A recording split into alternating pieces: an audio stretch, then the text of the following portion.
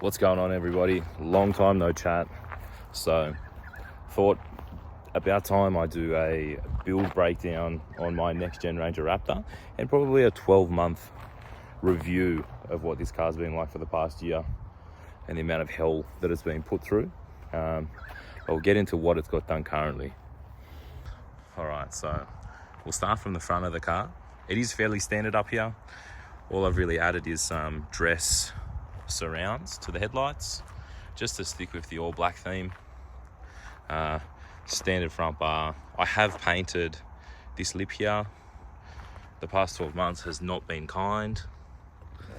I painted the bash plate as well, and it has copped an absolute flogging.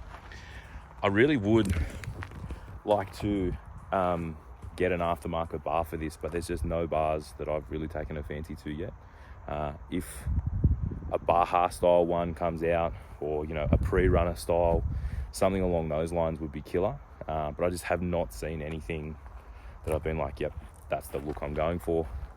So hopefully in the next 6 to 12 months, as the Ranger Raptor sort of gets out there and more R&D and people get their hands on them, and now that the US has got them, like, they really start rolling out some pretty killer aftermarket stuff, and hopefully with so many players in the world, it does make it cheaper for everybody.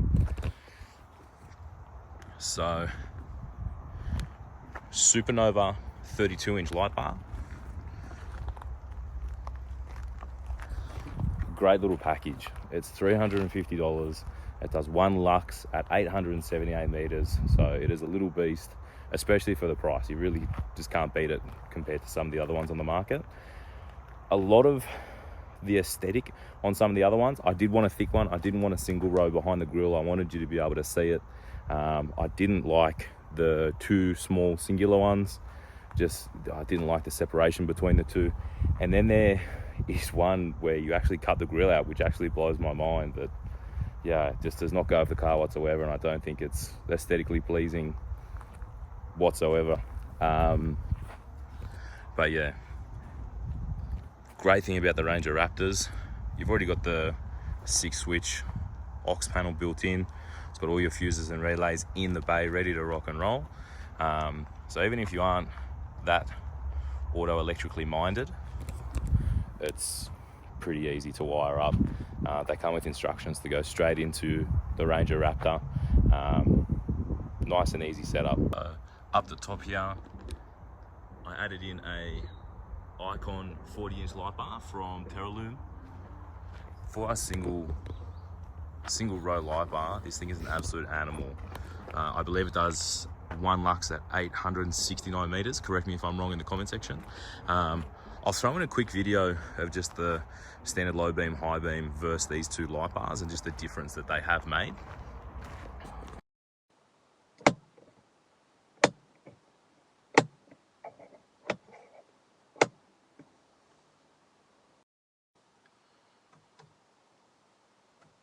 High beam,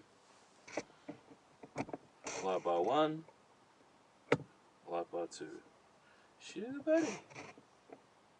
So holding the 40-inch light bar, I have the Front Runner Slimline Sport, I believe it is. Now that is their budget rack.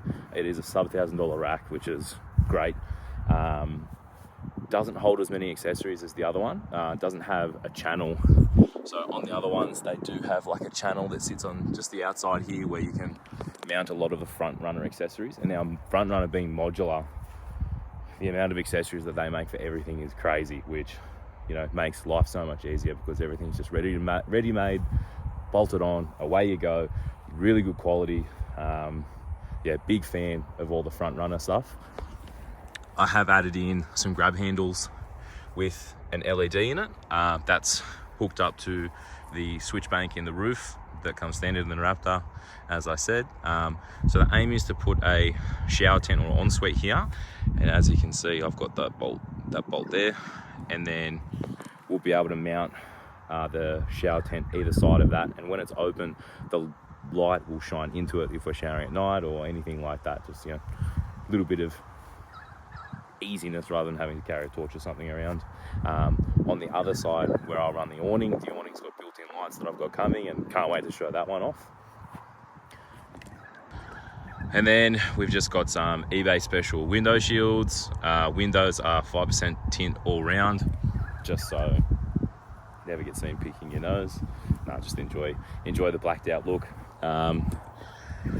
So running on ROH Raid 17x9 plus 35 offset.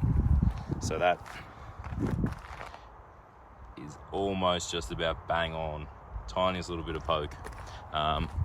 Currently running 315 Falcon Wild Peaks. Big fan of these tires actually. On the old wheel setup, I had Fuel Rebel 6s in a +1 with a 35x12 Maxxis. Really love that setup as well, but this is definitely feels a little bit lighter, probably because these aren't 2-ply side. These are 2-ply sidewalls where the Maxxis are 3. And I did have 37s on this. The 37s was wild. I'll link another video where one of my mates actually did a bit of a review on this car. So suspension wise, we have just some King Springs that I've had powder coated black, just because I didn't want bright yellow coils in here. Up under there, I have a 25mm spacer. So the suspension setup on this is super basic. Springs and a spacer, like, doesn't get any easier than that. A lot of people say it ruins the ride. Maybe I'm a little bit removed from that, having the cars that I've had previously. But you know, from standard to this, I don't think there was that much of a difference. Going to a 35, I think made more of a difference in the ride comfort and, you know, ability of what the car was actually doing and what weight you could feel, what weight was transferring. In the rear, it is a 25mm King Spring again, powder coated black. I am going to change these springs this week. I'll probably measure the gap here once I fill this thing up, because it does sag really badly. So even though it is a 25mm lift or a 1-inch lift, it sags really badly once we actually get the stuff in there. Tent, fridge, kitchen, everything that you need to take away. One of the things that I do love that has helped me bear with the noise is we've done the exhaust thanks to Reaper Performance. So as you'll see, he has built a tuned length mid pipe with a H pipe. So I'll throw in some more driving videos, maybe giving a little bit of a thrash so you can hear it up high. It really doesn't help all that much, but it does. Down low, it helps heaps. You know, it sounds a lot deeper, sort of up to 4,500 RPM. But once you're really up there in the revs, like sort of 6,000 area, it sounds pretty similar, which is a bit of a gripe for a lot of people, but it is what it is. The car performs immaculately, does everything I've ever dreamed of. Yeah, I absolutely love these utes. So moving along to the back, it is fairly standard up the back. Has copped a few love taps and scratches just from being out and enjoying myself maybe a little bit too much.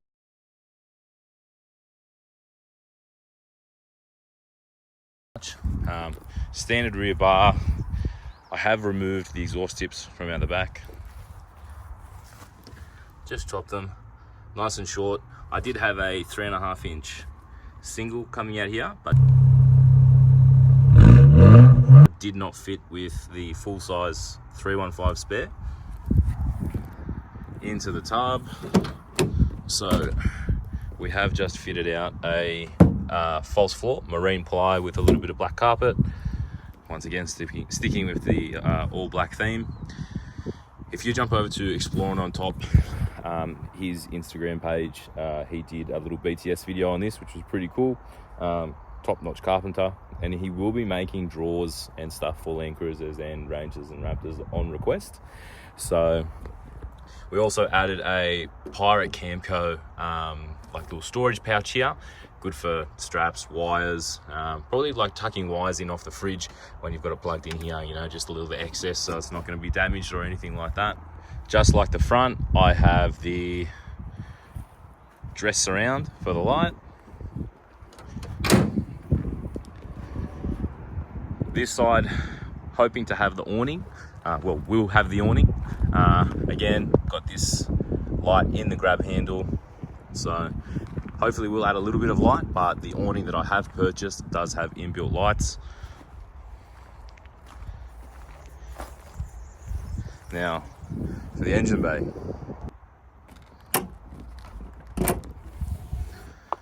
So, have removed the bonnet stand and added in Pirate Campco's gas strut kit, which in my opinion probably should have come standard. This is their stacked bracket. I'll throw the link in the bio, so it has the mount for the aerial as well. Pirate Camco, the lads there have so many accessories for these. He's got a bunch of cars coming next year, so there's gonna be a bunch of accessories coming out for many makes and models. Jump on their page, give it a follow, watch what's coming, guys. I have a custom-made intake on this. This is just for shits and gigs, really, not something that I'll be using when I do go away on trips, as it is just 2 filters sitting in the bay. Plan is to do a snorkel setup. There isn't any on the market that I really do like, so I'm probably going to go the custom-made route, different custom-made box and a few other little things, as I do have a custom-made intercooler coming, which you guys will see, and custom-made transmission cooler kit. This, I've blocked the blow-off valve, as you can see, just for the hectic VL dose over here. Apart from that, she's all pretty standard in here. Fuses and relays that I was talking about earlier for your switch bank in the roof. Not much to see here. It's quite an ugly engine bay. To the interior, fairly factory in here. Max Liner 3D floor mats. Great investment. Has really saved the carpet, especially in like muddy situations, like when I was in the Victorian High Country, and just any day-to-day activities. Really saves the standard carpet. Everything is fairly standard in here. When I did do the roof rack, when I had to drop the roof lining, I sound deadened in here, which I'll add in. All right, finally got all of the sound deadening done.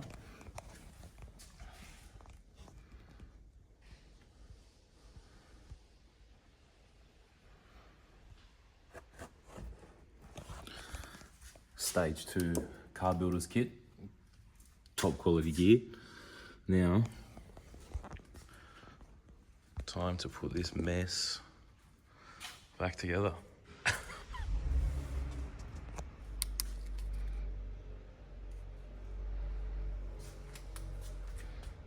But yeah,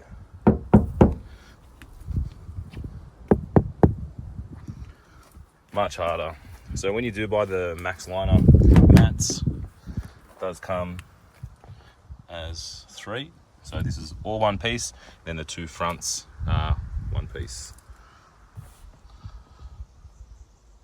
Love this cockpit.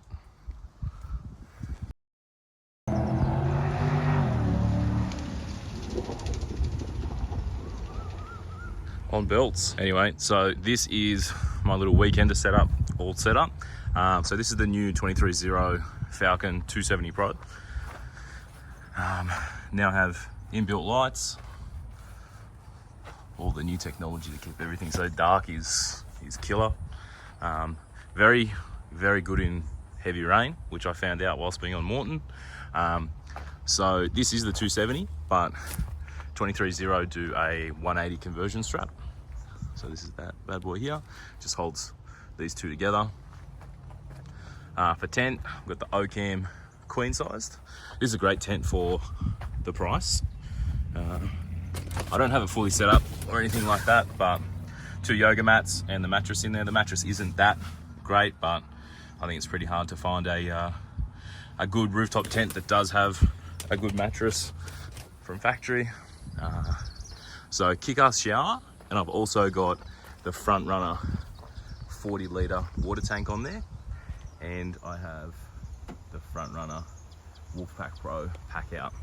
So like I was saying, I think I'm probably gonna change a little bit of this up. I don't want to go too tourist-spec. I do want to keep this thing like pretty agile, nimble, lightweight. You'll see in probably one of the next coming video, the fun I was having on Morton Island and being able to, you know, do small jumps and still be quite fast and nimble, even though it is a very heavy ute. I did take it over the weighbridge whilst I was in Brisbane with no water in it, a lot gone from the fridge and a few other things out of the car. Sorry, the fridge was actually out of the car. I pulled everything out to help my partner's sister move, and it was 3.04 tonne. So it's pretty heavy. But yeah, so a few little changes that I do want to make. Yeah, tub rack on, as I was saying. When I'm not running this, I just have a tonneau cover on it. Most likely going to change to a roller cover, I think, and either the front runner tub rack for the roller cover or maybe a Triple M one. I've seen the Triple M ones. They do look pretty good. I think aesthetics is a pretty big thing for me at the same time. But if I do that, we are going to have to redo in here as well. So with the kitchen's great. Love the kitchen setup, but with the kitchen being so high, I'm not going to fit a fridge underneath the roller cover. I just took this for the one trip. I don't think it's how I want to set the ute up. Don't think I'm ever really going to need to carry that much. Like a week away like we did is probably the biggest trip that I'll end up doing in this. I think if I was to be doing bigger touring, probably would have picked something else in terms of fuel capacity and all those sorts of things, or just done this. I actually haven't thought that far ahead, to be honest with you. But yeah, so in its current extremely dirty state, I'll probably finish the video off there, and I'll see you guys in the next one.